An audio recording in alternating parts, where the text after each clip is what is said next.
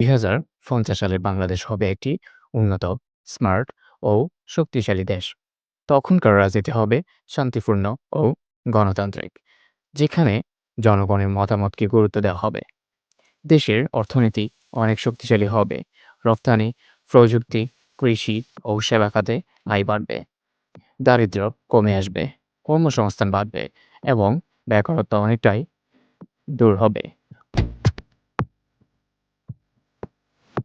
পদ্মা সেতু, metro rail, Bangabandhu tunnel, Rooppur পারমাণবিক বিদ্যুৎ কেন্দ্রের মতো মেগা প্রকল্পগুলো পুরোপুরি চালু থাকবে এবং নতুন নতুন প্রকল্প যুক্ত হবে। মিরসরাই অর্থনৈতিক অঞ্চল হবে দেশের অন্যতম বড় শিল্পাঞ্চল, যেখানে লাখ লাখ মানুষের কর্মসংস্থান হবে। ডক্টর ইউনূসের সামাজিক ব্যবসা ও ক্ষুদ্র ঋণ মডেল দেশের উন্নয়নে বড় ভূমিকা রাখবে।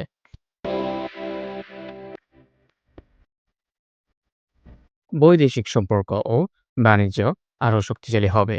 আমরা বিশ্ববাজারে প্রতিযোগিতা করতে পারব। দেশের অবকাঠামো হবে উন্নত ও প্রযুক্তি নির্ভর। গ্রাম থেকে শহর পর্যন্ত থাকবে আধুনিক রাস্তা, শিক্ষা, স্বাস্থ্য ও ডিজিটাল সুবিধা। সব মিলিয়ে 2050 সালের বাংলাদেশ হবে একটি গর্বের, সমৃদ্ধ ও মানবিক রাষ্ট্র।